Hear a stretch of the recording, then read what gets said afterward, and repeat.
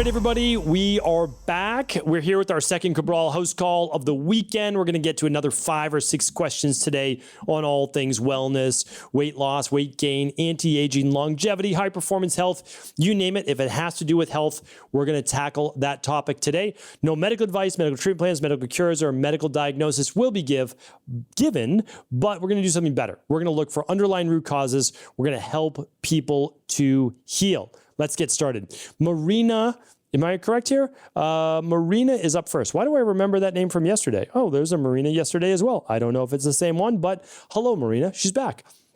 So here we go. Marina says, hi, Dr. Cabral. There's so much confusing information out there about the foods to eat. Eat meat, don't eat meat. It causes health issues. Eat more plants, don't eat plants. They're trying to kill you.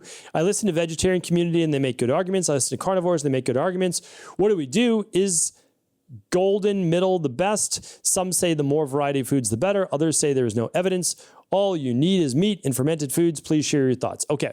So I've shared my thoughts many, many times on this. It's in my book, The Rain Barrel Effect. It's all over the Cabral concept. I have podcasts on the mounting evidence against meat. I have podcasts against the keto diet, the carnivore diet. I'm not against meat. I eat meat. I eat fish.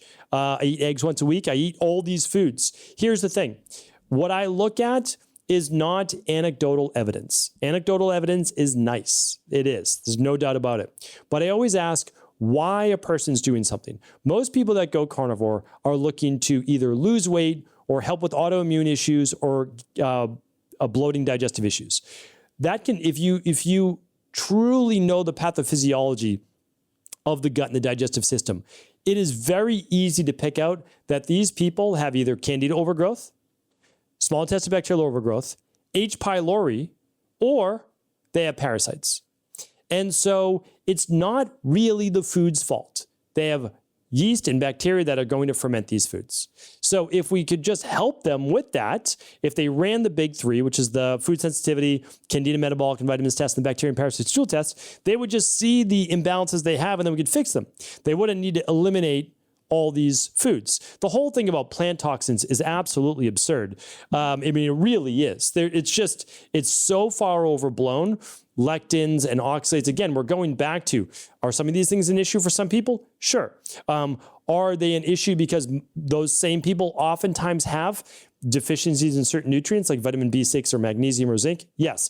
Do they also have gut imbalances as well? Most likely. Even the author who wrote the book, The Plant Paradox, I believe it's called that, at the end of the book, you read the whole book, and he says, but you probably don't need to eliminate lectins for the rest of your life once you fix your gut. Yeah, which is, yes, that's the truth. So you want to eat, like the healthiest diet in the world is a variation of the Mediterranean diet.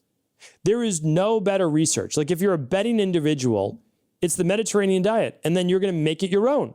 No, you don't need to eat bread and pasta. Like that doesn't have to be it. You can eat sweet potatoes, yams, all sorts. You can make it even healthier if you want, right?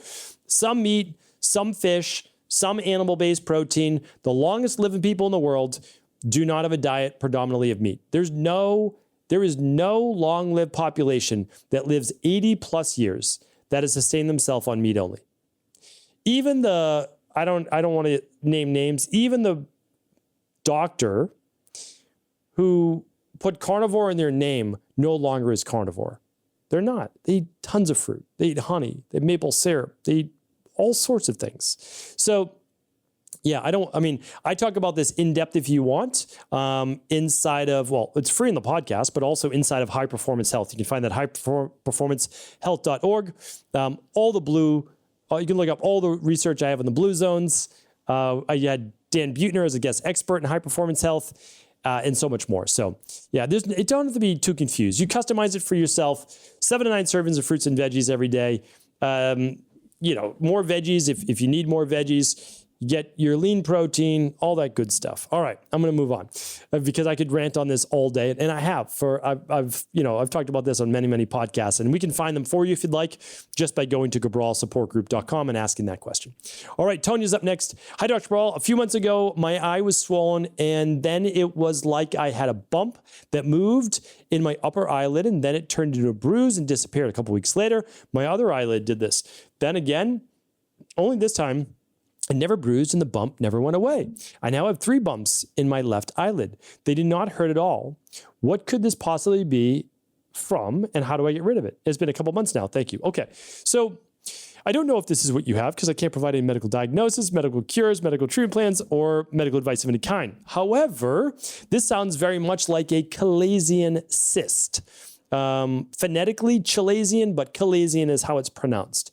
And what it is essentially a blockage in the oil gland. It's not usually an infection, but it can happen randomly, or what seems like might randomly. You might have gotten a mosquito bite on the eyelid. You might have got inflammation in the eyelid from conjunctivitis that then moved to a chalazion cyst. You might have, I don't know, you might have got bumped in the eye. And so anything that blocks that oil duct and allows it to swell can turn into this. It usually self-resolves within a month or 2, but sometimes it does take months. We typically recommend looking at overall gut immune function, doing something like the immunity protocol, getting your vitamin D, your zinc, your vitamin C, and your omega-3s. We do recommend hot compresses every 3 hours or so minimum, hot washcloth just over the eye. You can use a hot rice pack if you'd like as well. That's typically what we do. And we sometimes even colloidal silver spray in the eye, and we can get quite good results with that. So hopefully that's helpful. All right, Paige is up next. Dear Dr. Cabral, my husband just experienced a severe allergic reaction to a fire ant bite that sent him into anaphylactic shock. I don't know why I couldn't pronounce that. While we were in the ER, I kept wondering if there was an underlying cause spurred this response. He has been bit before and never reacted in this way. We were told that subsequent bites and stings could lead to a more intense reaction. Is there anything that we can do to reduce the body's response outside of carrying the EpiPen and being equipped with Benadryl? Thank you for your guidance. That is sometimes true. That actually is true. So some people respond stronger to bee bites or fire ant bites for sure the second time. And here's why, because I don't know if they explain this to you. So basically, it's even like a peanut allergy. So the first time you eat peanuts as a child, maybe there was no reaction. But the second time the child went into anaphylactic shock, basically the first bite or peanut exposure, etc., can often prime the immune system. And then what happens is the second exposure, there's the overreaction. And the overreaction leads to that great amount of inflammation and swelling, which then can lead to the anaphylactic shock. So I don't know that there's always a fix and cure for this. My goal is to look at all of the underlying root cause imbalances, meaning like low levels of cortisol, low levels of vitamin C, low levels of zinc, low levels of vitamin D, like things that would actually balance the immune system. And then, of course, it's to try not to be exposed to the thing again for a while, so the memory cells in the immune system begin to die off and go lower and lower, so that if a bee or bite exposure ever happened again, hopefully there wouldn't be that same level. Now, I'm not saying that this is going to happen for your husband, but I used to be someone with really bad allergies back in the day, especially as a child all the way through my 20s. And when I would get bit by a bee, and for some reason as a child, you get bit by a bee, and like an adult, you never get, for the most part, you don't get bit by bees too much. So I got bit by a bee multiple times as a child. I was probably tormenting them, to be honest with you. And my hand blew up like a balloon. And so it didn't always happen, but then I was very conscious of that. I did actually get bit by a bee by accident. I stepped on one and got the stinger in my foot. Counts as a bite, and or stung by a bee, and I didn't get that same reaction. Now it'd been probably 10 years, so sometimes I don't know if it's my body getting healthier overall, or it was a lot of exposure between bites, and that's why my immune system had a chance to kind of quiet down. Okay, so hopefully, Paige, I at least pointing in the right direction, gave you a little bit of help. All right, Anonymous is up next. I already answered this question. This is the one yesterday on CrossFit and PCOS. Okay, so we'll just delete that out. And then Kavita is up next. I just want to share that I'm obsessed with your research and knowledge and listen to your podcast. Oh, thank you, Kavita. I appreciate that. My daughter is 22 and she's been suffering from pain in her throat for the past 5 to 6 months. The doctors are unable to diagnose the issue. She has already been on antibiotics twice, and the pain goes away for a while but comes right back. The ENT specialist told her that her tonsils might be inflamed and gave her antibiotics last month, which took care of the issue for a bit, but her pain is back again. She is so frustrated. She has asthma, or had asthma as a child, and takes her maintenance medication for a daily. Singular 5 milligrams is on Allegra for allergies. I'm wondering whether these can be stopped, as she has not had an episode of asthma in a while. Any help would be appreciated. Okay. So again, I can't give you any medical advice. However, as a child that was on Singular, which I was, and on Benadryl and Sudafed and all these different types of things, they're very detrimental to a child's health and an adult's health. Now, I'm not telling you to come off of them, but what I will say is they can very much damage the adrenals, the HPA axis, the hypothalamus to pituitary adrenal axis, the overall immune system, and inflammatory response, and what's called Th1 to Th2 immune dominance. I talk about this again in my book, The Rain Barrel Effect, which is free. You just pay shipping. So I really want everybody to take advantage of that if they can. I pay for the book. I just ask you to pay for the shipping. All right, just a small sip of water there. And so let's look into this. She takes antibiotics and she feels better for a period of time. I think it's safe to say then that there is some type of potential bacterial or inflammatory based issue. I think it'd be very easy for an ENT specialist, ear, nose, and throat specialist, to look at her tonsils, which are right in the back of her throat, and see if they're swollen, right? Like, not might be inflamed. Are they inflamed? Yes or no? And then they can, I've given this before, but your daughter, let's see, how old is she? She's 22. Okay. So she could do fire cider gargles. She doesn't have to swallow it. Gargling fire cider, spraying the back of the tonsils with the Nutribiotic spray, as well as the colloidal silver spray can also be excellent. You can do those 3-4 times a day each. Then what I would look at, if that's just local, I would look at what are the underlying root causes. Like, is she high in omega-6s to omega-3s? And that's maybe why she has allergies. Is she lower in magnesium? Is she lower in producing cortisol? If possible, I know it's not able for everybody to be done, but I would run the Big 5 labs, because then you can look at everything. Food sensitivities, gut health, adrenals, electrolyte balance, what else? Inflammation. I mean, everything. So if possible, I would run the Big 5 and really start to tackle what are the underlying root causes, so that we're not trying to medicate away, the pain. Because I get it. I totally understand. I had acid reflux, believe it or not, when I was 17 years old through 20 years old. I was put on Prilosec. I mean, I was always on medication until I found natural health, and I found how to go deeper and to look for these underlying root causes. So I get it, Kavita, totally understand. And I know you and your daughter will figure this out. You will. All right, let's move on to one more question for the day.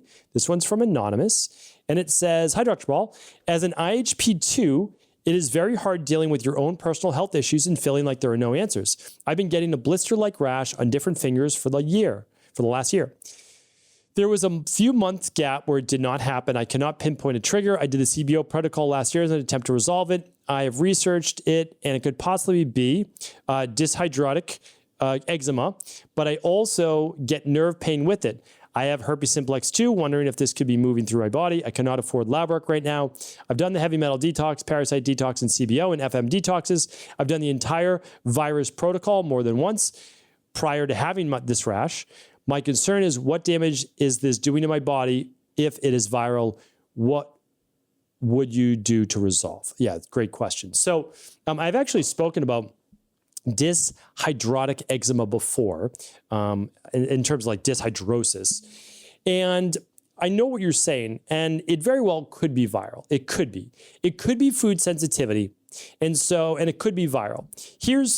If we're not able to run any labs, this would be my basic recommendation, non-medical advice. I would do the daily foundational protocol and the daily immune protocol. So that's the daily nutritional support or the activated multi, the daily fruit and vegetable blend optional, daily omega-3 support, daily probiotic support. I would do the vitamin D, the alkalizing vitamin C, and the balancing. Okay, so I would do that. That's going to take care of like the majority. Then, let's see, is this only local on the finger? I would definitely spray the finger with, or I would wash it probably with apple cider vinegar. And then I would use either L-lysine, grapefruit seed extract stick like you would do for herpes sores, or I would use colloidal silver. And I might potentially try colloidal silver as well, 1 to 4 teaspoons per day for 3 to 4 weeks, and then wean down by about a teaspoon per week. And yeah, that's what I would do. And then I would definitely, you've seen my viral protocol. That's at How to Destroy Viruses. You can just search that at stephencabral.com/podcasts. That's where I would start.